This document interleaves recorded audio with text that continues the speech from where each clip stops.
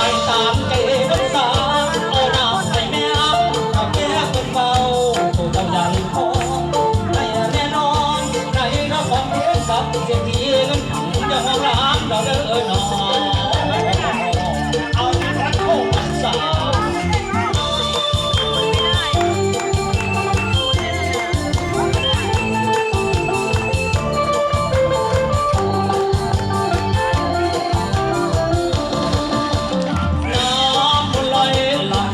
ต้องบ้าหวังผู้ดอกไม้ดอกเสียงกระเจี๊ยบนี้ฉันได้อ่านบริลองเข้าพรรษามีการจำได้แก่ผู้อาน้องแต่แก่เสียงหาวันร้อง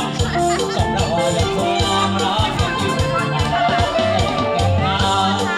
มีเล็บให้น้องเก่าที่ยังมาคอยเหมือนเก่าแต่เงาน้องก็ไม่มีที่เหลือแต่คนสาวคนที่มันใจดีจากกันก็เพียงดีอยากหามันเพียงทางผมลูกป่าลินแต่เบ้ข้าบังอายกันกันก็ยังสู้ไอ้สู้สักบาทสักมาตรงเท่ากัน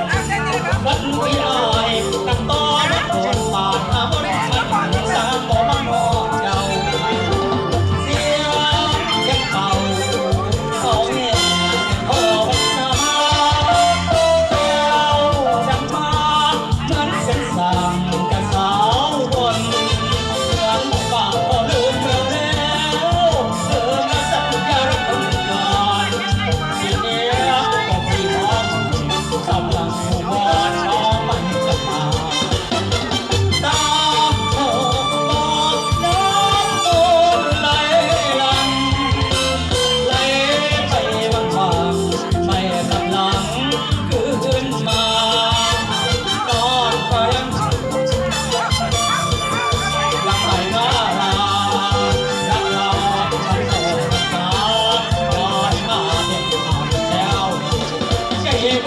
ผู้สาวเหมือนกว่าบ้านพี่น้องเส้นใจเก่าคือบ่คือพ่อ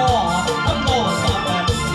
กาบเมื่อนั้นจุดเมื่อหอดเมื่อนี้เสียบ่เปลี่ยนแต่ไปบาดบ้านใจของนางสักมาโอ้ย